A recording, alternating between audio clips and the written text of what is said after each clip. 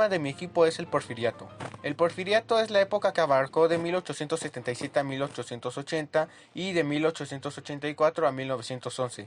En esta época se desarrollaron grandes cambios positivos, así como negativos con respecto al ámbito social. Esto también fue la causa de la revolución. En México, desde que se consiguió la independencia, nunca pudo tener un gobierno capaz de dirigir a México.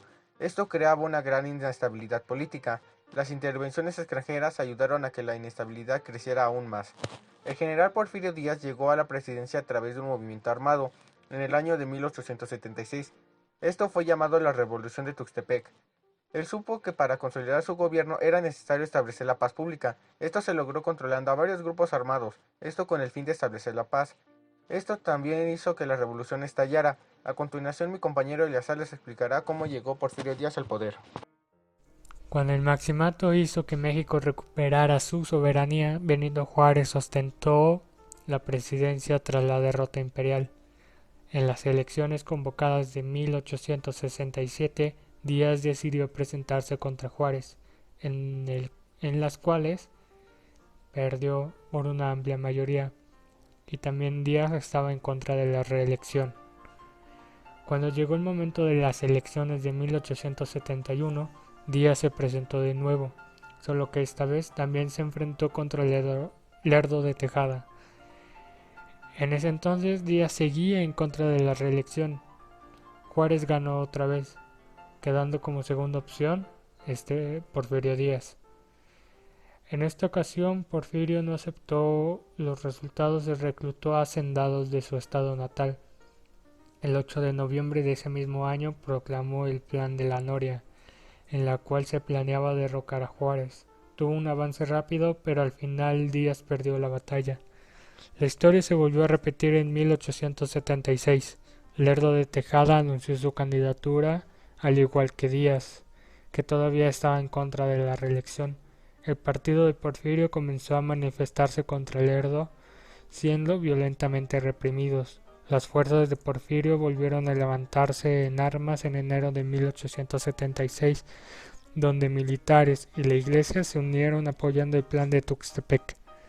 De casi un año de guerra civil, Díaz entró a la capital mexicana en noviembre. El 21 de ese mismo mes se erigió como presidente interino. Posteriormente, el 5 de mayo del siguiente año ganó las elecciones y dio inicio al porfiriato. El primer periodo de Díaz se esforzó en pacificar el país con su lema Orden, Paz y Justicia. Cambió a los jefes del ejército por personas de confianza para evitar rebeliones. Esto dio frutos ya que logró pacificar el país. El porfiriato se divide en tres etapas. En la primera etapa fue de su primera selección hasta la década de los 80. En esta fase en la que Díaz intentó estabilizar el país y consolidar su gobierno, aunque este punto se contradice, ya que el porfiriato utilizó la violencia y la opresión para consolidarla. La segunda etapa alcanzó hasta los primeros años del siglo XX. La economía fue la principal base del gobierno, fomentó la minería, agricultura y el comercio. Empezaron a llegar intervenciones millonarias desde el exterior, aunque fuera a costa de que, por ejemplo, las compañías mineras fueran propiedad de los estadounidenses, y se empezó a construir el ferrocarril y de muchas líneas telefónicas y telegráficas cambiaron las comunicaciones a nivel nacional. En la tercera etapa se descontentó el social, no paraba de crecer. Además del crecimiento económico se ralentizó, lo que afectó a muchas capas de la sociedad. A continuación mi compañero Orlando les dirá las características principales del porfiriato. Durante el primer periodo de 1876 a 1868, la inclinación fue hacia el nacionalismo, y más tarde, de 1888 a 1911, la tendencia fue una preferencia hacia Francia y su cultura posteriormente. Poco a poco los escritores mexicanos fueron abandonando el orgullo nacionalista, recibiendo la influencia de la literatura francesa con el movimiento del modernismo. Destacó el pintor José María Velasco, quien dedicó la mayoría de su labor como pintor de paisajismo, restaurando el Valle de México, haciendas, volcanes y personajes de la sociedad mexicana de la mayoría de las actividades teatrales del país se desarrollaban en dos espacios socioculturales principalmente. Uno de ellos fue el dominante, perteneciente al denominado teatro culto, destinado a las clases medias y altas.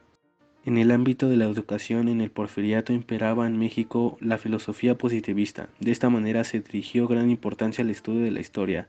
Así en el Ministerio de Institución Pública uso de la historia para lograr este fin, dándole gran importancia a la segunda intervención francesa.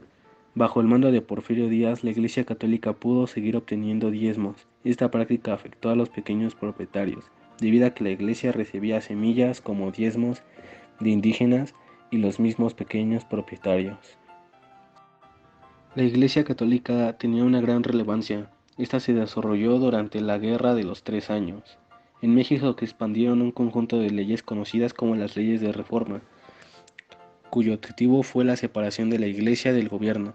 La administración de los recursos del país se hacía con participación pública y privada. En 1882 surgió el Banco Nacional de México, como resultado de la unión del Banco Mercantil Mexicano y el Banco Nacional de México. Su actividad marítima y portuaria entre los años de 1884 y 1889, la Marina se encontraba en un estado deplorable. Para el año de 1897 se inauguró la Escuela Naval Militar, la cual preparaba oficiales para la Marina de Guerra. De la misma forma se crearon las compañías transatlánticas mexicana, la Mexicana de Navegación y la Naviera del Pacífico. En el Porfiriato hubo un gran avance económico y favorable al país. El descontento social a este fue muy grande, ya que este era muy rígido con la libertad de expresión, además de que Porfirio Díaz se reelegía constantemente.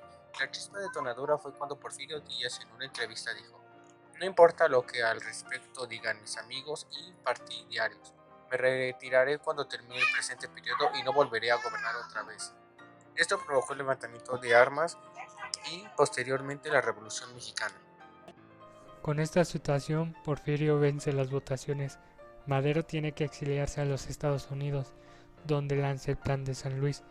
En su proclamación, desconoce a Díaz como presidente y anima a los mexicanos a levantarse contra él.